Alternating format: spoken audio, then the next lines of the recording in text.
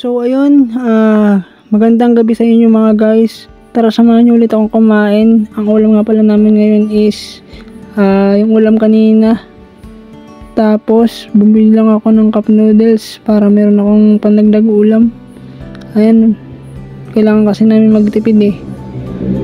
At saka nakasanayan rin namin na kung ano yung ulam sa tanghali, yun na rin yung ulam sa gabi. Maliban lang kung ready made kasi minsan napapanis din yung pag ready made, napapanis din eh. Minsan naman hindi. Kaya ayun, pag wala, pagpanis na yung binili na namin ng tanghali, bibili na lang kami ng ng pang-alternate para yun makakain na. And yun lang naman ang mga ginagawa ko sa ngayon. Tapos ito, gumagawa tayo ng video. And kahit minsan may mga times na napapagod ako, na napapaisip na ako sa muko. Pero nanghinayang kasi ako sa nasimulan ko eh. Nasimulan ko na to, bakit pa ako hinto, di ba? Ganoon naman talaga, minsan okay, minsan hindi. Kailangan lang talaga nating maghintay para magkaroon ng magandang resulta yung lahat ng ginagawa natin. Kasi wala namang nagsimula na hindi nahirapan. Lahat nagsisimula sa hirap na stage bago mo makamit yung pinakamadali, di ba? Pinakamasarap sa pakiramdam na magbubunga yung maniwala ka magbubunga yung iyong ginagawa sa ngayon. At manatili kang positibo sa lahat ng pagkakataon. Kahit na may mga times na nadudurog ka na, nahirap ka na, kailangan mo lang talaga maniwala sa sarili mo at hindi isipin yung sinasabi ng ibang tao, o huwag ka magpapekto sa mga sinasabi ng ibang tao tungkol sa'yo. Kasi hindi naman tayo perfecto eh. Hindi naman tayo pinanganak na perfecto para sabihin na kaya nating gawin lahat, na hindi tayo nagkakamali. Lahat tayo may nagagawang pagkakamali sa buhay natin. Kailangan lang natin is itama ito at huwag natin gawin ulit yung mga maling bagay na yun. Nang sa gayon, maging angkop na yung lahat para sa atin. So ayun, pagpasensyahan nyo na nga pala guys, kasi medyo madilim yung ibang duration. Nakayuko kasi ako sa may camera. Kaya yun, nagdilim yung duration, hindi ko na set up ng maayos. Kaya pasensya na kung madilim yung ibang parte ng video. Sinubukan ko namang remedyohan pero wala talaga eh. Ganyan talaga yung resolution niya. Sana ipanoorin niyo pa rin. At nawa ay magustuhan niyo itong binahagi ko sa inyo. Daily life lang muna tayo ngayon kasi wala pa tayong iba pang maisip. Tulungan nyo naman akong mag-isip ng iba, mag-suggest naman kayo ng pwede nating gawin sa channel natin. Ayoko na kasi mag-advise, kasi pag nag-advise ako, nababash lang tayo, char.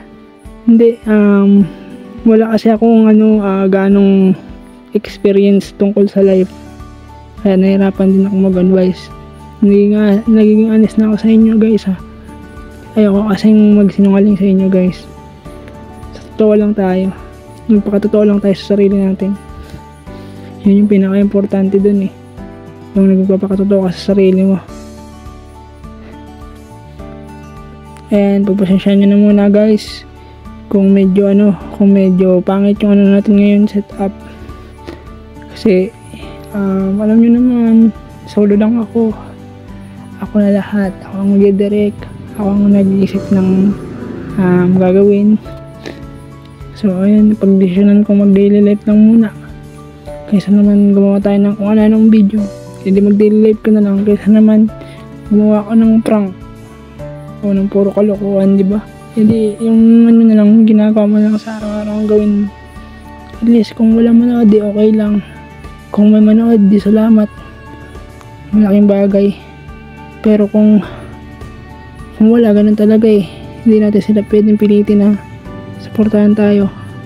Ang mahalaga, nag-enjoy ka at masaya ka sa ginagawa mo. Actually, masaya naman ako sa ginagawa ko kasi pangarap ko to. Ngayon lang talaga ako nagkaroon ng pagkakataon kasi dati nag-aaral pa ako. Mali nga ako dapat pinagsabay ko na yung pag-aaral ko at saka yung pag-vlog na to. Siguro mas marami akong na-produce na content kung pinagsabay ko yung pag-aaral ko at saka yung pag-vlog. Kaso nga, ang goal ko kasi noon makapagtapos At ngayong tapos na ako, ang second priority ko naman is magkaroon ng pangkabuhayan para ayun, meron tayong pangtusto sa pang-araw-araw nating gastusin. Mahirap naman kasi kung wala kang hanap buhay, di ba? Kaya ito yung naisip kong solusyon. Ang pasukin itong industriyang ito. Kahit na mahirap, at least nalilibang ka na, nag-enjoy ka pa. Diba? Kahit na ang daming struggles. Pero siguro enjoy na lang natin. Huwag na natin ganong kaisipin. Basta kung darating, kung para sa atin.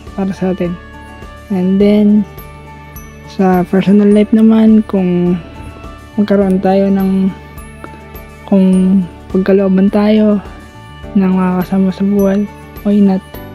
Ako naman ay open lang ako. Hindi ko naman sinasara yung pinto ko. Pero kung wala talaga, ganun talaga. Pero ang gusto ko sana, magkaroon tayo para magkaroon naman ako ng sarili kong version.